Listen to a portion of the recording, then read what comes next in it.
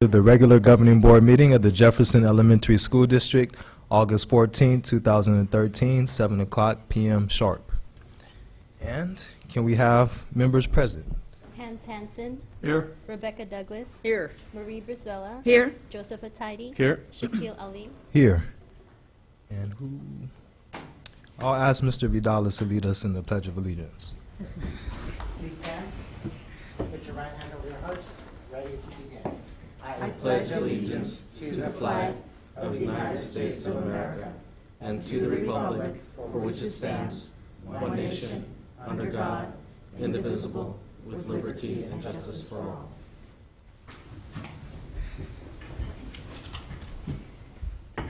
Do we have a motion to approve the agenda? Make a motion to approve the agenda. Second. All those in favor? Aye. And we have a public hearing for 2013 to 2016 CSEA, chapter number 233, contract proposal. You want to say anything about that? So their contract proposal, it's the year that their contract's up, which is why it's the 3 years on here. They're proposing to open negotiations on wages, health and welfare, hours and conditions of employment, leaves of absences, and some miscellaneous provisions and discussion items. All right, we have no speaker cards, so that concludes our public hearing. This one? Yeah, that one is for... Says admin test. Oh, I thought, all right. General fund, all right, so Mariquita Vargas. I thought it was for... Good evening. I'm Margita Vargas, a member of CSEA Chapter 233, and I'm here this evening to represent the other half of your staff, which is the classified employees. I know that in the past board meetings, you've heard from our teacher group, and we echo the same sentiments. Our classified group would also want to have an increase, and increase not just in pay raise, but also in the medical contributions. As you are probably aware, in the past, the classified positions have been disseminated as a result of the budget cuts over the years. And now that the state budget is improving, we are appealing to the board to consider a raise for all your employees. Thank you very much. All right, thanks, Ms. Vargas. No more speaker cards, so that concludes our public hearing. 7:03. 7:03? At 7:03 Yep. p.m. Public hearing for Jefferson Elementary School District proposal to CSEA, chapter number 233. So the district is proposing to open negotiations on similar items, wages, health and welfare, leave of absences, also transfer and promotions, and some miscellaneous provisions. All right. And we have no speaker cards. So that concludes this public hearing at 7:04. Actually, still 7:03. You could have paused, you could pause a little longer. All right. We're on the roll. So this portion of the agenda, communications, is available for individuals to comment on or address the board on any issue that is under the board's jurisdiction and not on the agenda. The board may not discuss or comment on any items in this section. The maximum time allowed for any speaker is usually 3 minutes. Do we have comments from any administrator? Sure. You're going to talk a lot today. Ready? Yes, I just wanted to remind everyone that school starts next Wednesday, August 21st. It is a minimum day. And also to remind incoming 7th graders and 8th graders, if they haven't received their TDAP booster, that they need to do so in order to start school. If they do not have their TDAP booster, they will not be permitted in school. So just to remind everyone, school starts next week. Thanks. I would like to welcome back a lot of our staff who have already returned, and then next week for our students and other staff members. We do have a lot of new hires this year, both certificated and classified employees, so we have a lot of people to welcome to our great district.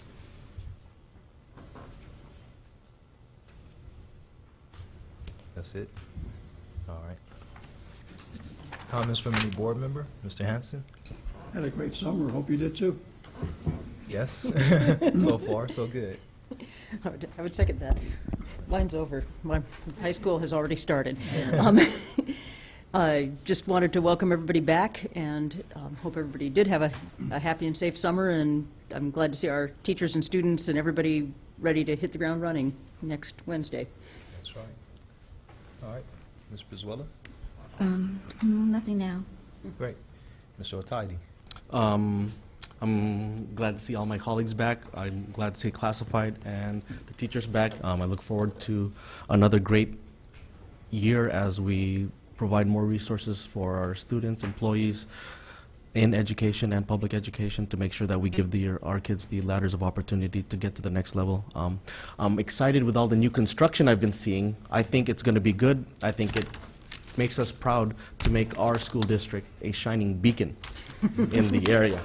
Another good thing about a shining beacon is I've always talked about redistricting and how it can affect us and provide resources. The San Mateo Supervisory District Lines Advisory Committee is continuing to take open comment about how we basically create lines for voting in our supervisory district here in San Mateo. The next meeting will be here in Daly City, September 10th, 2013, from 6:30 to 8:30 at the War Memorial Center, 6655 Mission Street, Daly City. And once again, it's important for us to exercise our right to vote. So I advise everyone to come and comment. All right. Thanks, Mr. Otaidi. And I just want to echo the comments of welcome. Welcome back to our returning staff, and welcome to the new staff members. I'm happy to see everyone as well, and I'm sure we'll have a very productive school year. Do we have any? We have no more speaker cards, so. But the superintendent has comments. Oh, great. We have a speaker card There is a speaker card. for right now. All right. Angela Ross. All right.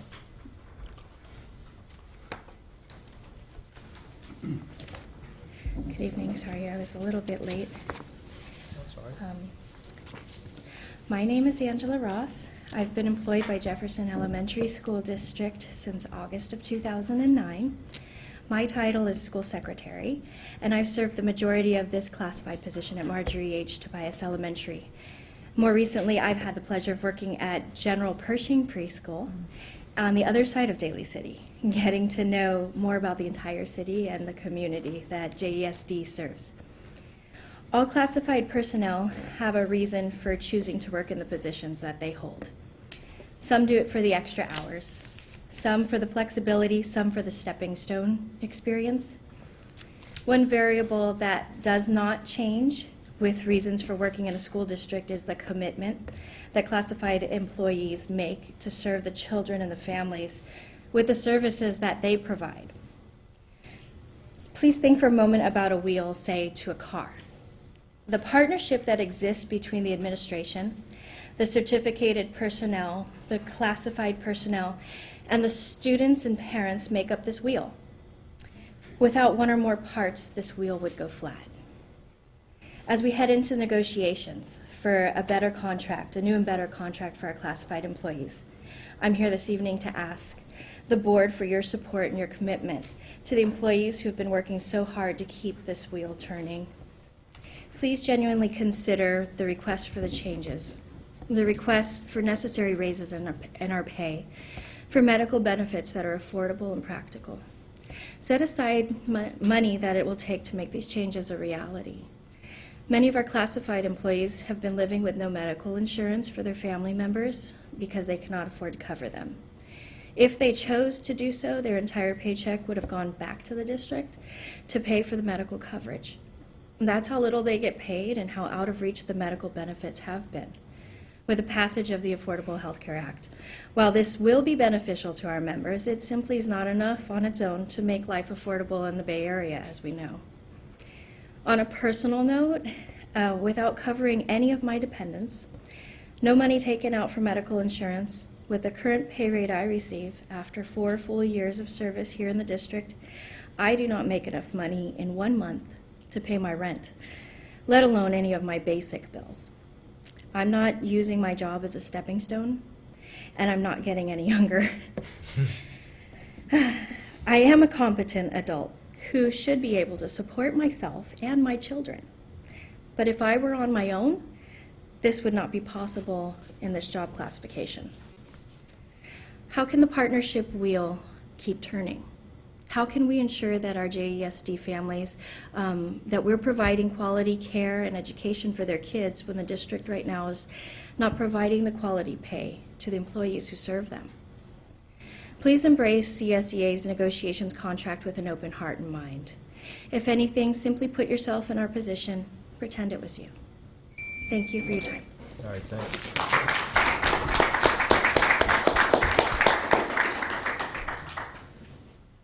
Thanks, Ms. Ross. And do we have any correspondence? No correspondence, but I do wish to make some comments. I think several people have mentioned that we're excited to start the new school year next week with our students. I had the opportunity earlier this week to meet some of our new teachers who are starting, and over the summer to meet some of our new classified staff who have started. As Mr. Otaidi mentioned, you know, there is construction happening across the schools. What is probably most visible are the rising of our solar panel installations.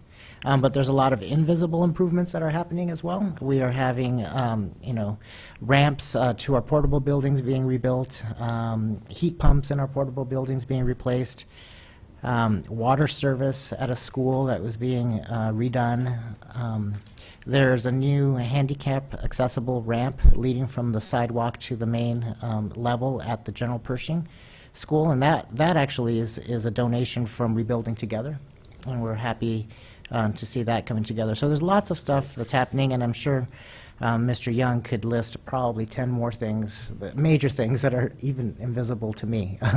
But those are the ones that I'm aware of, and so we're very pleased that our students are coming back to safer and facilities, and pleased also with our maintenance staff who's been able to orchestrate what is sometimes an impossible dance. But it seems like it's coming together, and it will finish with a ta-da next Tuesday, hopefully. All right, Yeah. So. great, all right. So before we approve the consent agenda, are there any items that need to come off? Yeah, just because I need to have some more clarity on it. Under business and financial procedures, item 3. Which one was it? Under business and financial procedures, item number 3. The Monterey. It's a resolution. And then under certificated personnel, to take the star of certificated resignations. Oh, yeah. And then under item 5 classified, item number 2.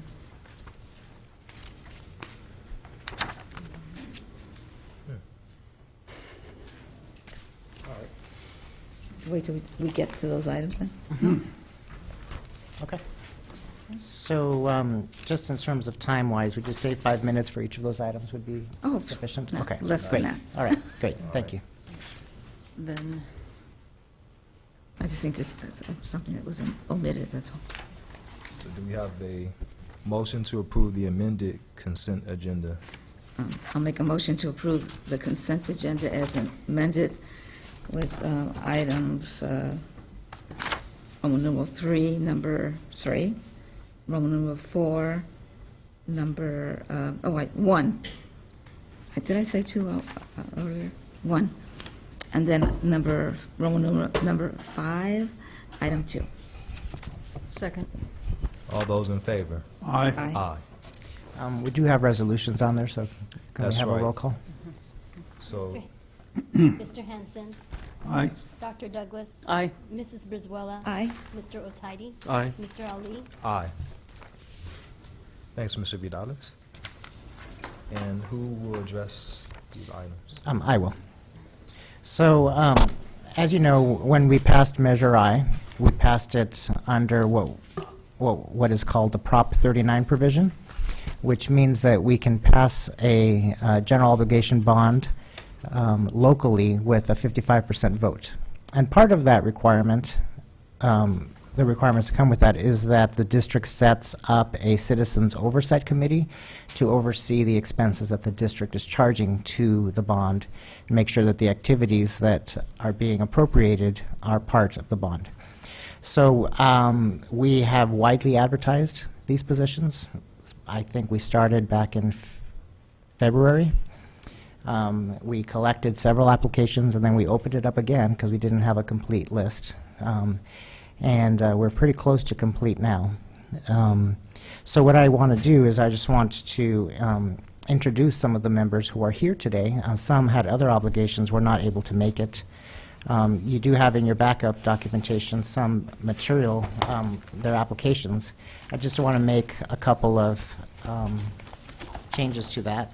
The first change is, and this is my busyness not allowing me to pay attention to detail as much as I need to for instances like this, but fortunately it was caught. One of the members, the parent who's being recommended, Ms. Espinola, indicated on her application that she turned in back in May that she is an employee of the district. And when I reviewed the application 4 or 5 times as I was going through, that never came to my mind. So while she is just a substitute, she's still considered an employee, and so she's not eligible. So we've spoken, and she does not want to give up her opportunity to substitute at her child's school to serve on this committee.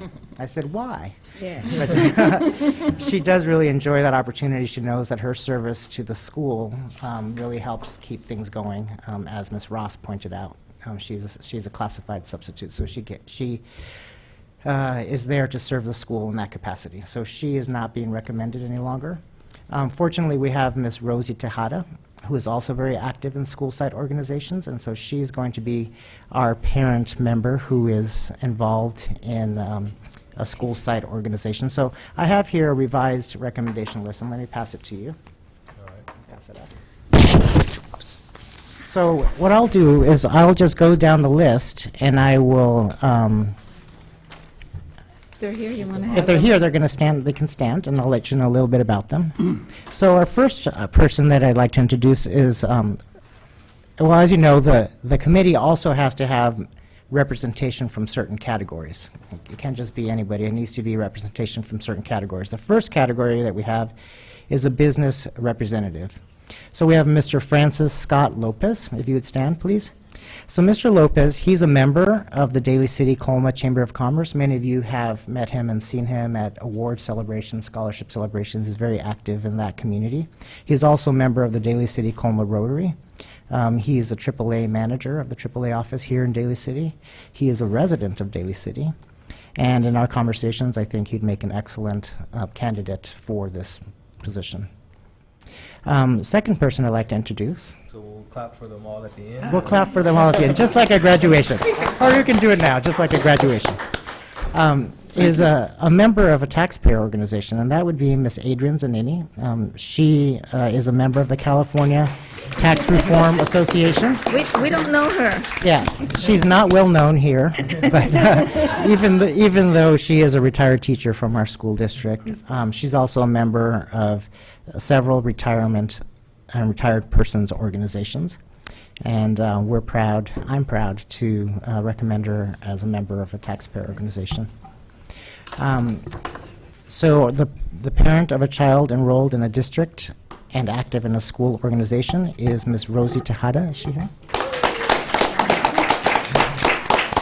So Ms. Tejada has a child at MH Tobias School. She's a member of the MH Tobias PTA. She has previously been on the executive board of the MH Tobias PTA and the Jefferson Council PTA. She grew up in Daly City. Her parents still live in Daly City and were actually endorsers of our Measure I measure. She was the chair of the Measure I campaign. She's active in the high school PTA, and she is invested in making sure that our district spends money on the activities that we proclaimed in Measure I. So I'm very proud to recommend her. A member of a senior citizen organization is another required category. We have Ms. Catherine Pantazzi. If you would stand, please. So Ms. Pantazzi is the secretary of the Daly City Retirees Association. She also is very active in the community as president of the St. Francis Heights Association. She's active in the CORA group, which is the Council of Homeowners and Residents Association. Is that correct? I think I got You that. got it. Yeah, yeah.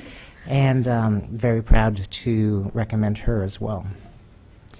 The last category is at-large member, and this is the only category that requires residency in our school district. And so I have 4 members that I'm recommending. Not all of them are able to be here today. The first one is Mr. Tony Bayudan. You would stand, please.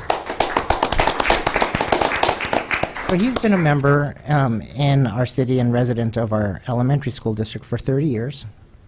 He's been involved in other community organizations, and when we spoke and talked, you know, he was really looking forward to ways that he can contribute back to his local community. And as a longtime resident, I feel proud to recommend him as a member of this committee. Mr. Vaughn Jones, he is not able to be here today, unless he snuck in. I don't think he did. He had some very interesting plans for tonight that I wish I could do. Yeah, he's watching some kind of theater show thing, which is great. He is the president-elect of the Daly City Council of Homeowners and Resident Associations.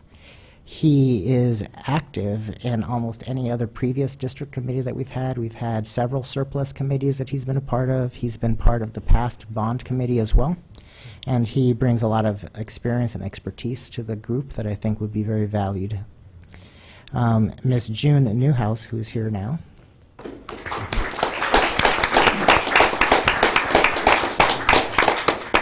She is also a resident of our school district, I believe. She was also a former teacher in our school district, right? And I know that she's presented several times to our board in different capacities. She is a previous member also of the past bond oversight committees, and she is also a delegate, has been a delegate for CORA, the Council of Homeowners. And the last recommended member I have today is Ms. Linda Tellis. She's a longtime resident of our school district, has also been a member of previous oversight committees. She's an active volunteer in HEART, which is out of the Dolger Center, as a senior citizen service organization. Her own children were students in our school district. And so she has a long-time commitment to our community and to our district, and would make an excellent member of the committee.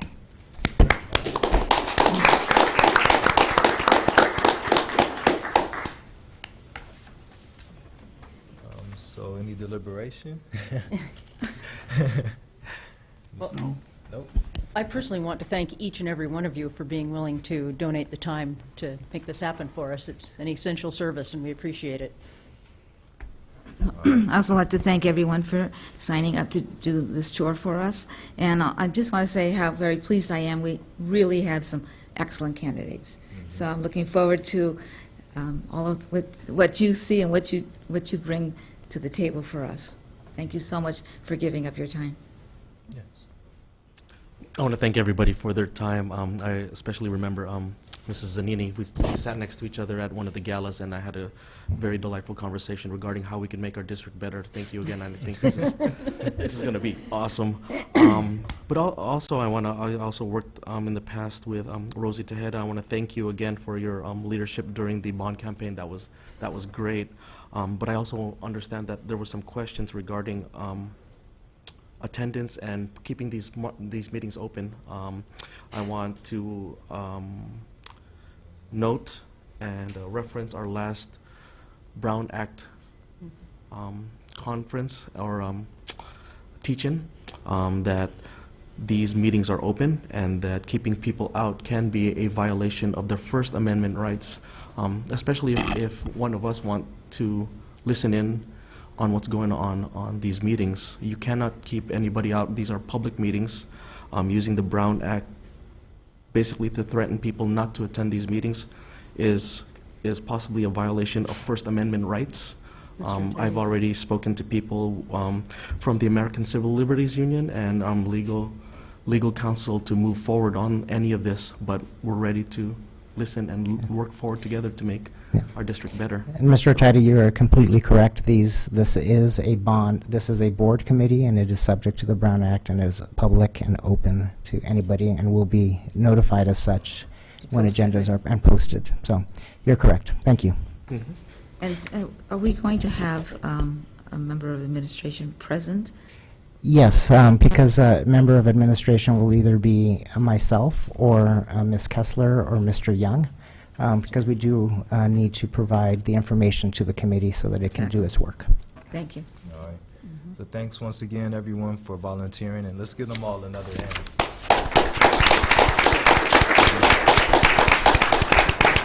So one other thing I would like to add, I think the mix in this group has a lot of experience with members who have been part of previous bond oversight committees, as well as some new folks who want to serve the community and the district. And I think there's a lot of opportunity to learn and raise up future leaders for future district committees here.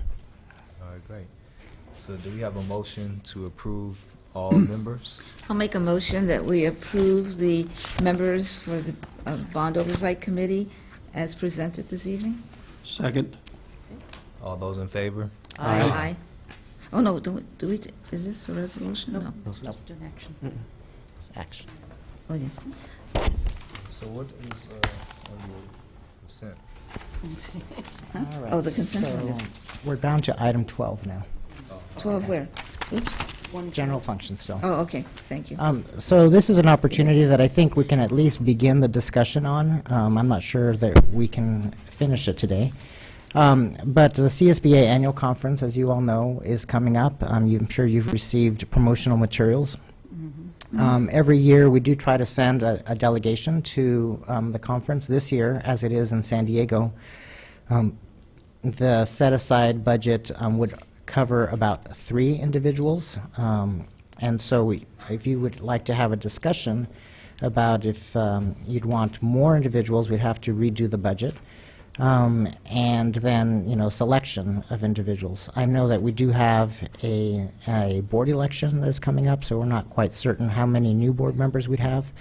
In the past, I think it's been helpful for new board members to attend this. If you want to have a discussion, I think it's appropriate. We could also delay this to a future time. The pre-registration is on the 8th. We can pre-register 3 board members without a name. The only thing that would need to wait and may actually go up is waiting until November for the airfare. We may not be able to get as good a rate as if we purchased now. And as you know, we cannot buy airplane tickets without a name. Right. So, Say. yeah. So anyway, so that does complicate it, but I don't think it should complicate it too badly. So if you would have a discussion and then provide some direction, or you may even vote today. So it's worth it to at least decide how many people we want to go tonight. And there's 3 of us that want to go right now. But Yeah, I think 3? that, Did you say 3 already wants to go? he's making, if. if Yeah, there's, if. yeah.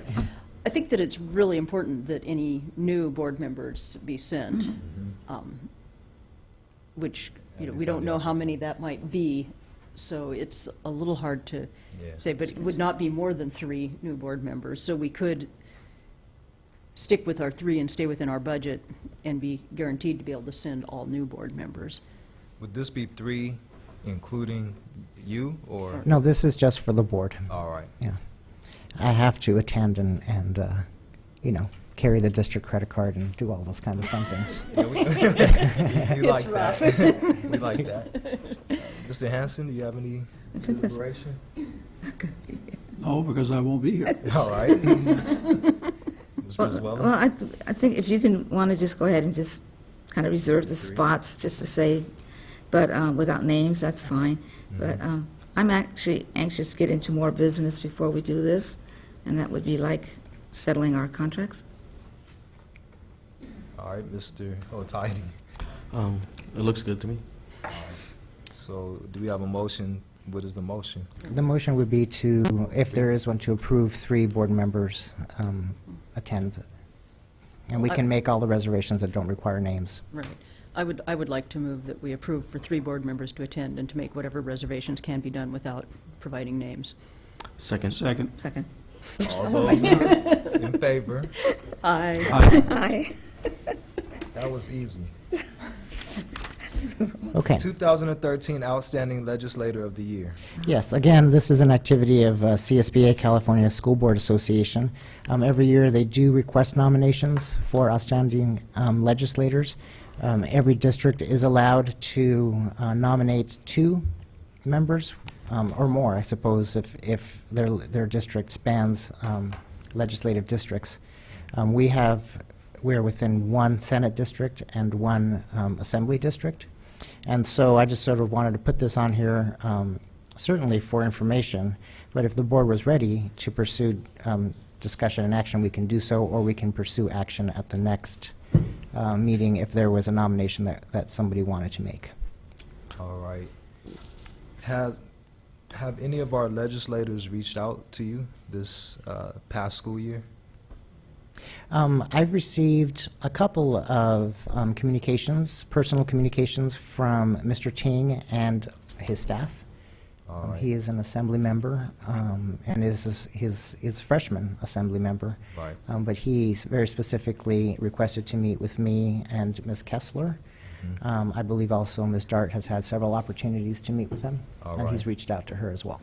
All right. I think when we nominate the outstanding legislator, we're supposed to be able to know some of the things that they've done in office, so that we use that as the backup. So I would think that we might want to do some homework if there's a legislator we would like to nominate, so that we can present it properly. All right. Is there anyone who's thinking about doing that? I motion to table this item to allow for more research, and also it's not time critical because I think the deadline is September 13th, so I'd like to motion this and move on to more time critical business. Yeah. Second. All those in favor? Aye.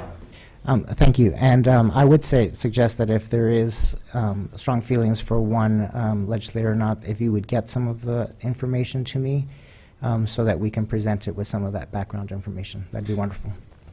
Do we still nominate one from the Senate and one from the? We may nominate 0, 1, or 2, Okay. or 3 or 4. But, Some I mean, school districts, different like categories, like I mean. Los Angeles, span a variety of legislative lines. I know we just tabled this, but are we limited to nominating our own? Yes, No. we Yes, are. okay. yes. They must govern That or certainly legislate narrows over the- our area. So we can't adopt one. No. No? So, yeah, so if, Assembly there is and some interest in, either of our 2 legislators who would qualify for our nomination, please get that information to my office, and we can present that to you at a later meeting. Sounds good. Resolution number 13-08-14E declaring September 2013 as Attendance Awareness Month. I'm sort of chuckling to myself because Mr. Lopez today asked me, "Are you going to talk a lot today?" I said, "No, I never talk." Today is the meeting, Mr. Lopez, where I talk a lot. So we have here a request by the San Mateo County Superintendent of Schools and the Board of Education. They're initiating a campaign to declare September Attendance Awareness Month and several activities across the county and across different districts. And so that's here for you to consider and as a resolution. All right.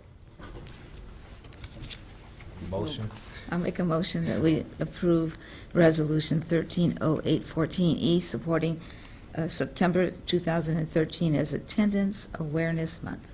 I will second that and point out that if you're not in attendance, you're probably not learning at school. All right. And This is a- the only reason we'll be sick.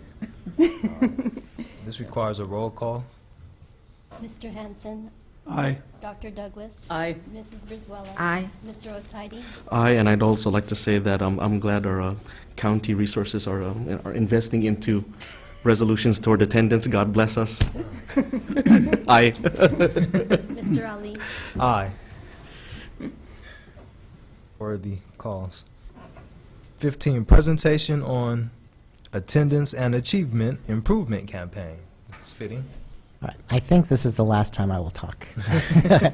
So, as you know, improving attendance in our district has been a goal of our district for several years. 2 years ago, we initiated a lot of different activities to try to improve attendance, and we were able to achieve some attendance, average daily attendance growth over the course of the year.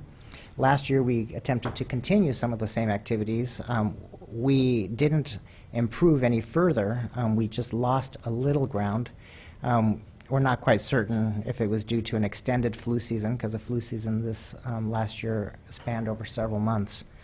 But we've invited Mr. Owen here from School Innovations and Achievement to make a presentation about the set of services that they offer that can help districts like ours improve attendance and look at improving attendance from a variety of different factors, as well as begin a campaign for overall achievement in the district, which he's going to present and talk about what he can offer us.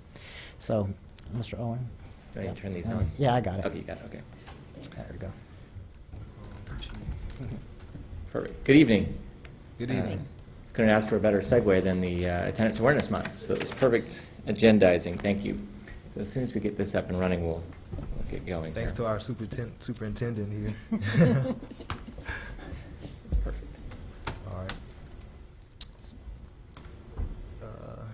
We're just waiting on the computer.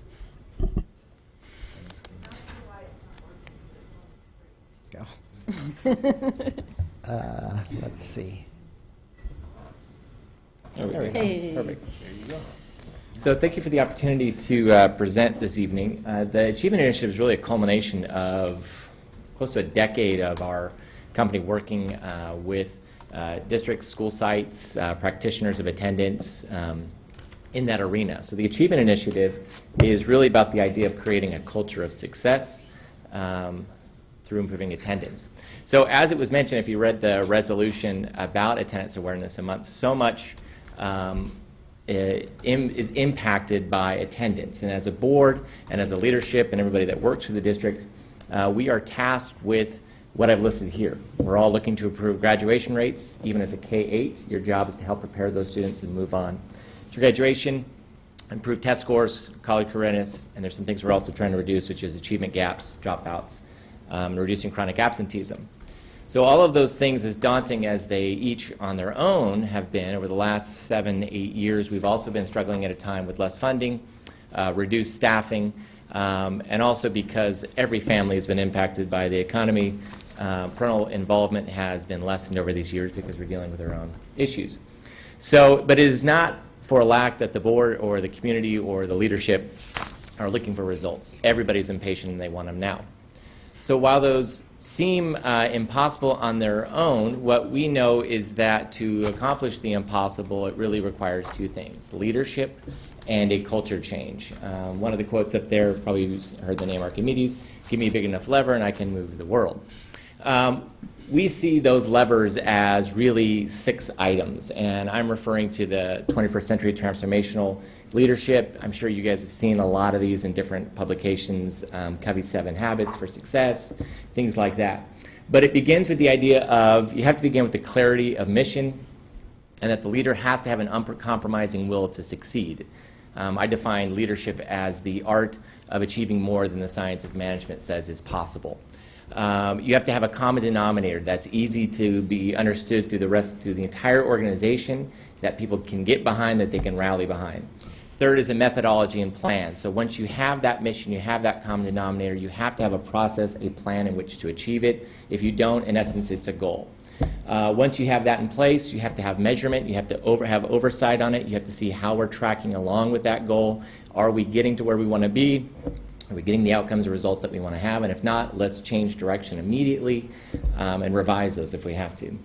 You have to have an ongoing communication strategy. It has to go up and down through the organization. It has to be out to your community partners, to your parents, so that everybody is aware of what is going on. That if we set this goal and it's never reported to me how we're doing, then either I don't take it as serious or I don't know whether I'm doing a good job or not. So everybody wants to know what's going on. And then finally, A formula is planned to acknowledge and recognize individuals for their performance. So everybody, if you look at culture surveys, while everybody would think that the number one thing that staff would like is money, in fact, if you look at climate surveys, everybody wants to be involved. They want to be recognized for the work that they're doing.